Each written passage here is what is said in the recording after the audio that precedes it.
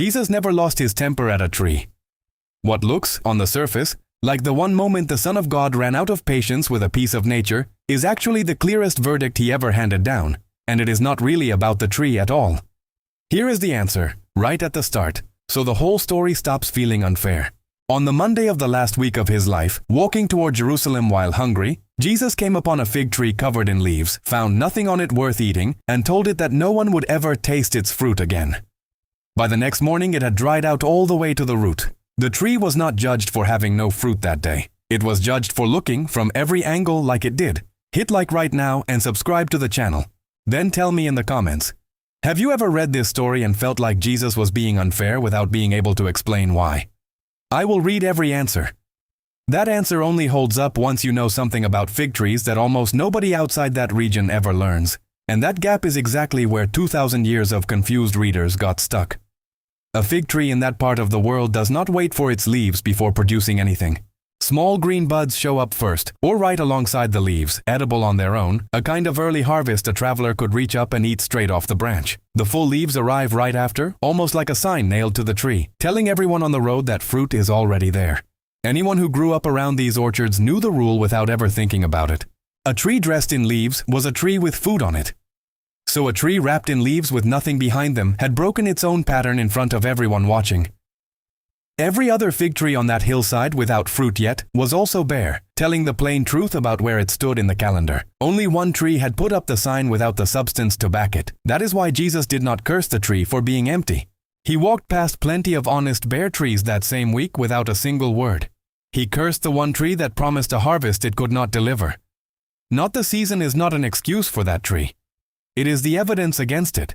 Because a truthful tree in that same season would have carried no leaves at all. It helps to picture exactly where this happened because the setting is not incidental.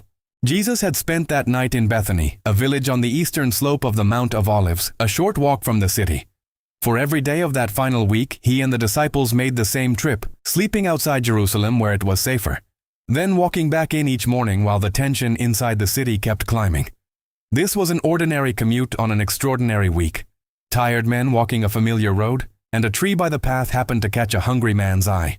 Nothing about the moment looked planned, which is usually a sign that the most important lessons are about to arrive. Share this video with someone who has always found this passage strange but never knew why. And stay with me, because the fig tree is only the first half of what Jesus is actually doing that week.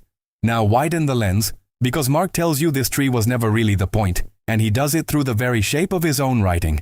Mark has a habit across his gospel of opening one scene, setting it aside in the middle of a second scene, and only picking the first one back up once the second has finished. He wants the two read as a single event, not two separate ones. The tree gets cursed on Monday morning. That opens the first scene. Then Mark cuts away, and Jesus walks straight into the temple and turns the whole operation upside down, flipping over the tables of the money changers, driving out the sellers, declaring that a house meant for prayer had been turned into something closer to a hideout for thieves. Only the next morning does Mark return to finish the first scene, when the disciples pass the same tree and find it withered from the root.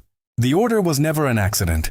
There is a quiet piece of craftsmanship hidden inside that timing. The tree did not wither the moment Jesus spoke the word over it.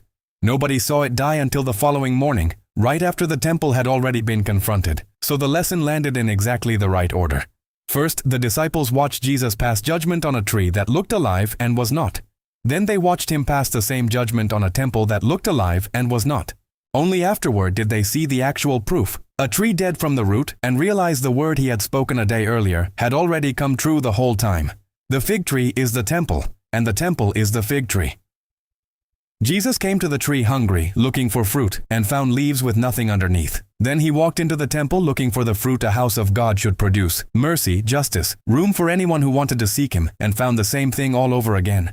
A building covered in gold, packed with sacrifices and movement from morning to night, looking from a distance like the most fruitful place on earth, and hollow the moment anyone reached in close. Notice exactly where the selling had taken over, because it sharpens the whole picture even further. The money changers and the animal sellers had set up in the one courtyard where a foreigner was actually allowed to come and worship, the space set aside for the nations outside Israel who wanted to seek this God for themselves. That courtyard had become a noisy marketplace, and the very people the temple was supposed to welcome had nowhere left to stand and pray. The fruit that building should have grown was an open door. Instead, the door had been buried under commerce, wearing the costume of devotion. None of this was a new picture either. Long before that Monday, prophets had already been using the fig tree to describe the spiritual health of God's people. When the nation walked with him, the prophets pictured families resting safely under their own vines and fig trees, fed and unafraid. When the nation drifted, the same image flipped, a tree with no fruit and withering leaves, a people who had wandered from the root that fed them. Centuries before Jesus ever stood on that road, Jeremiah had already described exactly this scene in words, and Hosea had already remembered a time when God looked at his people the way anyone looks at the very first ripe fig of the season, delighted, before that early promise was wasted. Jesus was not inventing a new symbol on the road to Jerusalem. He was closing a very old conversation. There is still a fair question sitting underneath all of this, and it deserves an honest answer instead of being brushed aside. If God is patient with people who are struggling and empty, why does one struggling, empty tree get a curse instead of mercy? Jesus himself told another story about a fig tree that answers exactly that. A vineyard owner wants a tree that has produced nothing in 3 years cut down, and it is the gardener who steps in and asks for one more season, offering to dig around its roots and feed the soil himself before anyone gives up on it. Set those two trees side by side and the difference becomes obvious. Both trees were empty. One received patience, time, and a gardener on his knees in the dirt. The other received a sentence on the spot. What separates them is not how much fruit either one had, since neither had any. What separates them is honesty. A tree that stays bare and never pretends otherwise is a tree God is still willing to work with. A tree that dresses itself up as full while carrying nothing inside is the only kind Jesus ever confronted directly. Think about what kind of failure that actually is, because it is worth naming clearly. A field left unplanted for the winter is honest about having nothing to give right now. A signed promise with nothing behind it is a different problem entirely, closer to a debt than a delay. Jesus never went looking for unplanted fields that week.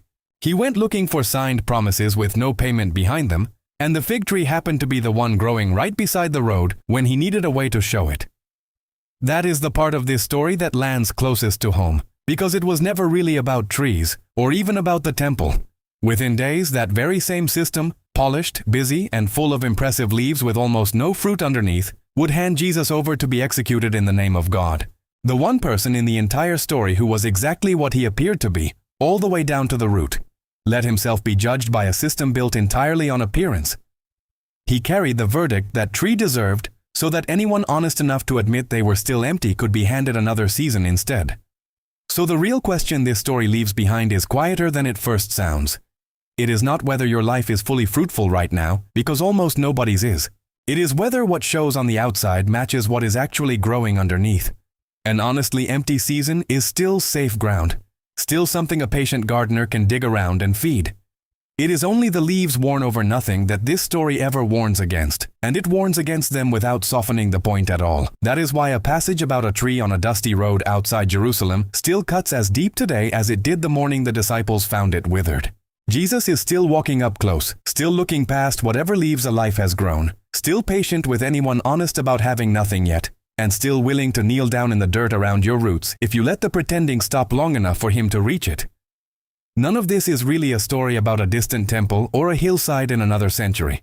It is a story about whatever you have gotten good at displaying without ever having to prove it up close. The version of a life that photographs well from the road, but has never actually been tested by someone reaching in for the fruit. Most of us know at least one place in our own lives where the leaves came in years before anything else did. And we simply learn to let people admire the leaves instead. This story does not shame that. It just refuses to let it stay hidden forever, because a gardener this patient is also this honest. If this finally made sense of a passage that always bothered you, subscribe and leave a comment telling me one area of your life where you think there might be more leaves than fruit right now. Supporting this channel is what keeps studies like this one coming out every week, digging underneath hard passages until they make sense again. Everyone who supports it becomes part of a community that decided to read the Bible closely instead of skimming past the hard parts. Share this with someone who has always found this story confusing, and before you go, hit like and subscribe.